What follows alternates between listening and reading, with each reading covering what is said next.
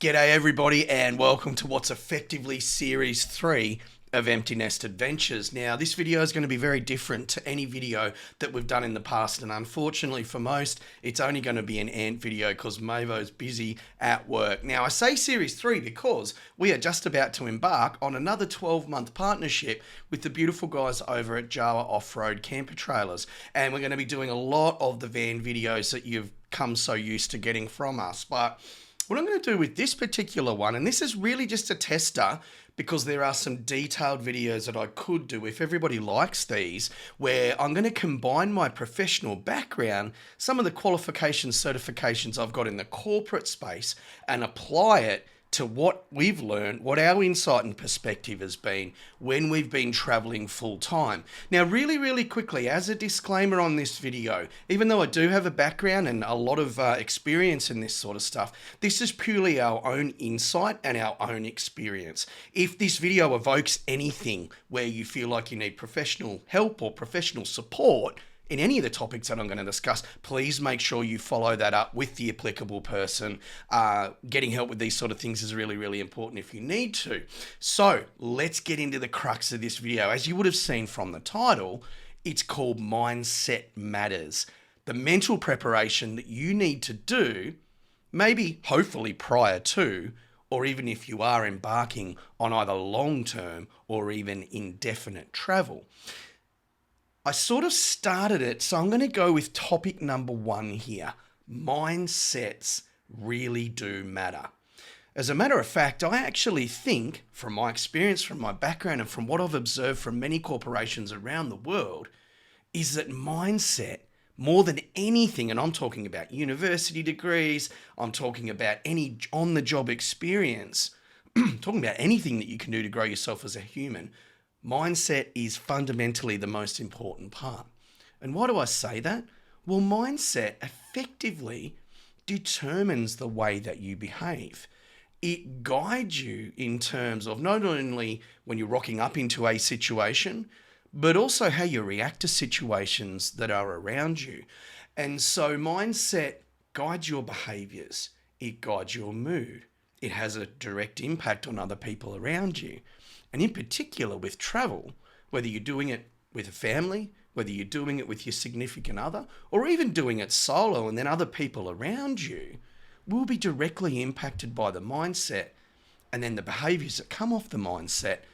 And so mindset at a core, for me, is absolutely critical.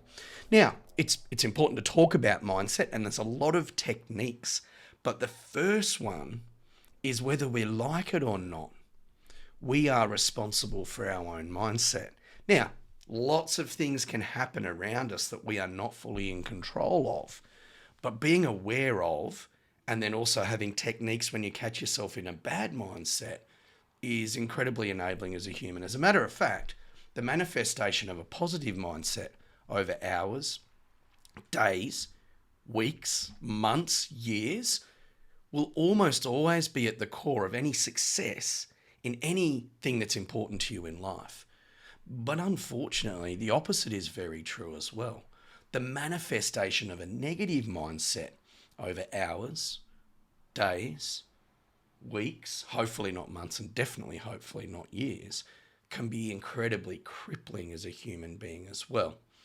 And so, again, fundamentally, the most important part here is realizing and bringing it to front of mind that the way that you choose to walk into situations in life will have a big bearing on the outcome.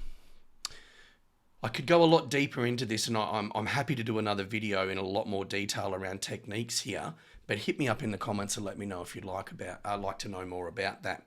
Now, really quickly, even when you walk in to an environment, to anything that you do in life in a really positive mindset, as I said before, you cannot control everything that goes on around you. And so what you need both in your weekly routines, monthly routines, but importantly in the moment, is a way to be able to do the big reset when things don't go the way that you're expecting them to go. And realistically, when you're traveling, when you're moving around all of the time, when you are going into environments where there are different people every single day around you, being able to reset in the moment is really, really important.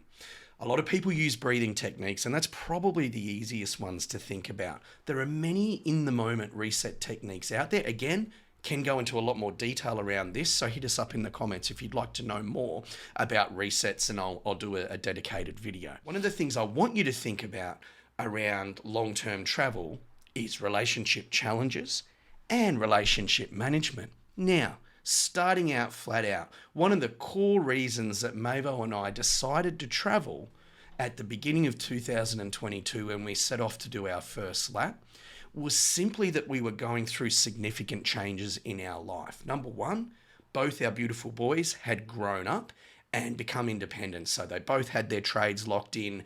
They both had beautiful girlfriends. And so we just thought, you know what?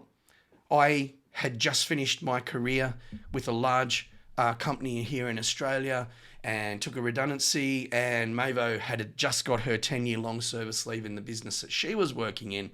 So we just thought, you know what, this is a perfect time, even though our relationship is great, to re-establish our relationship through doing travel to set it up for moving into the empty nest years. So all of you are going to be at different phases, but have a look at the baseline of your relationship. The funny thing is, both times we've done a 12-month lap around the country now, Mavo and I, even though we've got a really strong relationship to start off with, found that the first 5 to 6 weeks was a really big feeling out period. Feeling out period in that we're going from a really busy life, particularly when the kids are at school, going to sport, and just the mad rush that life becomes when you've got kids in that environment. And two, just getting used to being in each other's space 24/7. And in each other's space, I'm talking within 30 square meters of each other, 7 days a week, 365 days a year. So the first thing I want you to do is have a look at that partner of yours. Have a look at that beautiful family of yours. Have a look at the dogs, the cats, whoever you're doing your travel with, and think to yourself, how am I going to go long term being in that person's or that animal's presence all of the time?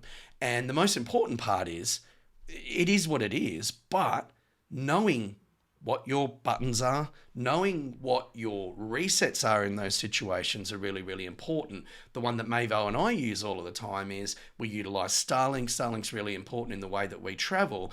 For this particular topic, Mavo uses it for her streaming services, and she loves just watching her television at the end of a long day exploring this beautiful country. What I'll do while she's having her own time and space there, sit out, as long as the weather's okay, under the awning, listening to music, or maybe even watching some of my sports shows that I love to watch on a regular basis. So have a look at your routines before you leave. Have a look at the space and the time that you spend together versus what it's going to look like on the road. Make sure you've got a plan thoroughly thought through, because invariably, even with really strong relationships, there's going to be challenges by being in each other's space all of the time. So really think through it, and better still have a chat about it, and then put a plan in place to make sure that you're going to be able to coexist. That sounds really bad, and I keep saying this, but Mavo and I have a great relationship. But believe it or not, she gets annoyed with me from time to time. So make sure you think through that. I've sort of started to tap into this next one, but the next big challenge that you're going to face is routine challenges. And one of the things I admire so much about my beautiful Mavo is that she was a structure that I needed in life. Lucky enough that I met her when I was 21 years old, or maybe even 20 years old, I can't remember now. But she brought the structure that I didn't have in my life. One of the challenges though, and I touched on this earlier, particularly when you've got kids, school, sport, both have professional careers or jobs and those sorts of things, you have heavy routines in your life. When you start to travel, there will be new routines that need to form, but a lot of those routines that you're used to, you're comfortable with, you've adapted to, are actually going to be broken. So I really want you to think through this one as well, because the routines are not long-term when you travel, if that makes sense. You are moving on, if you travel like we do, every 2 to 3 days. Only when we come to one of the most beautiful areas do we stop for longer than those particular periods. So that in itself is going to be something that is a challenge for a lot of people. If you're a person who loves to be planned, You are not going to have every single booking for accommodation or for adventures or experiences pre-prepared. So again, just another thing that you need to be really, really used to, and work out what it is that you need to put in place to have a sense of routine in a lifestyle where maybe you don't have as much routine as you're used to having. Having a clear plan from our experience is absolutely awesome. So I want to be in this region around this time of the year, and then I'm going to move on to the next region. But the minutiae or the detail that you've got there generally doesn't exist, at least in our experience, more than about a month out, even if that, probably more like a week to 2 weeks is really where we know we're going to be at any given time. So if you are good at being flexible, then go with it. But if you really need routine in your life, work out what you need to do in that space to get enough there to keep the anxiety down, but also give you the flexibility that you need to have to rock up in a beautiful place. Say, you know what, I'm not staying 2 days, I'm going to stay 4 days, because that will happen to you a lot as you travel around the country.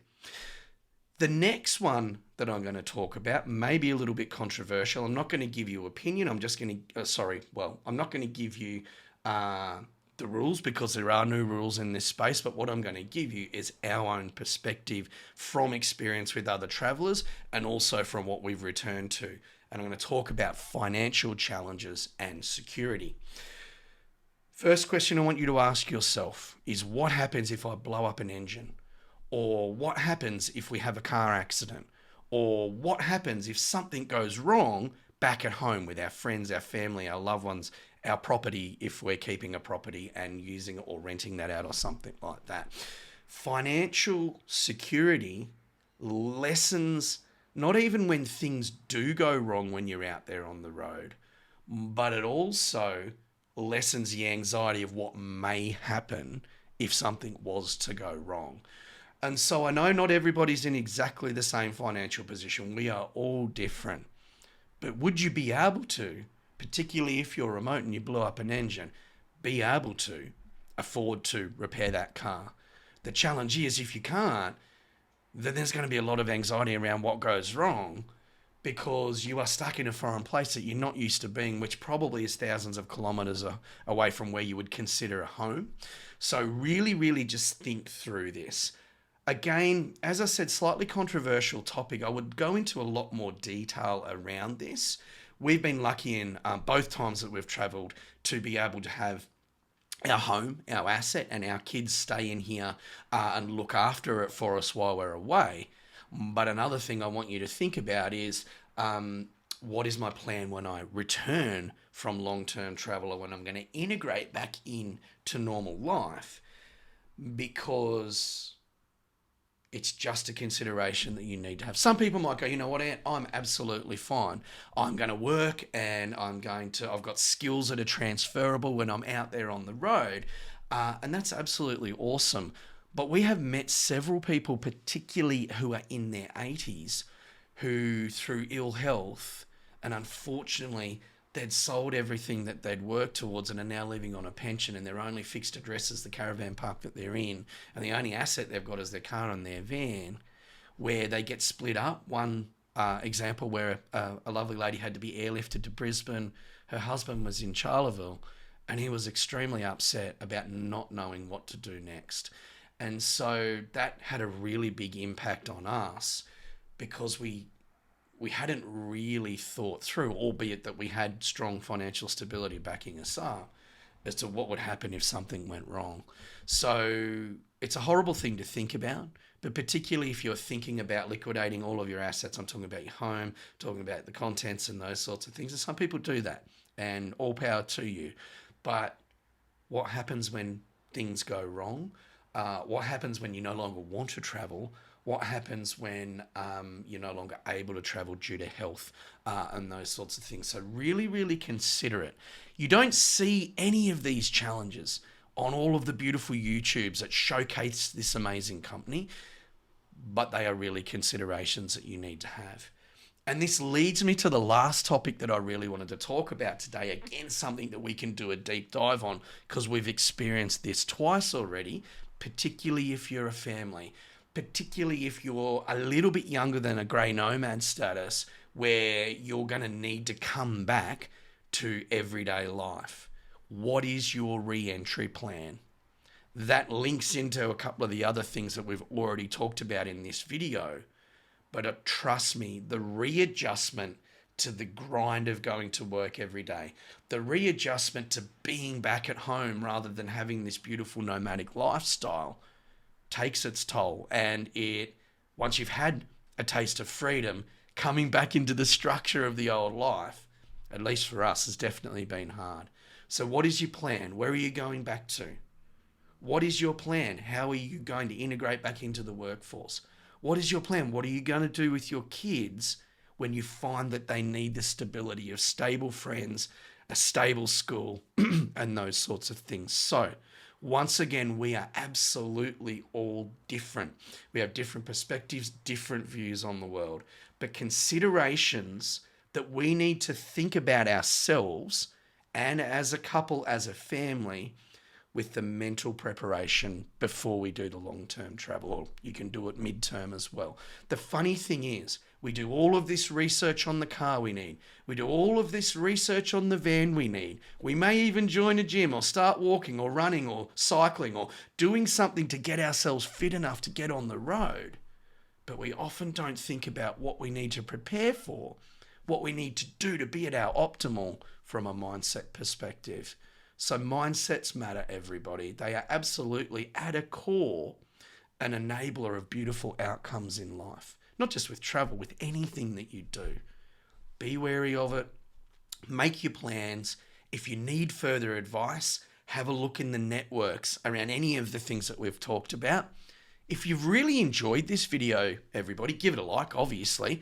But give me some questions in the comments, and if you'd like to see some deeper dives and even some of the techniques that I've alluded to as I've been talking through the video today, let me know and I'll make sure that we focus in on that on the next video. So, go and enjoy this beautiful country. I know that I've probably painted a bit of a negative picture. However, just being prepared for those things and allowing yourself to be in that really positive mindset will enable an amazing experience. And I want everybody to enjoy it to the absolute most, because we all have many different reasons to do long-term travel, but make sure you love every single second of it. Thanks, everybody. Love life, love what you do, and I'll see you in the next video. Cheers.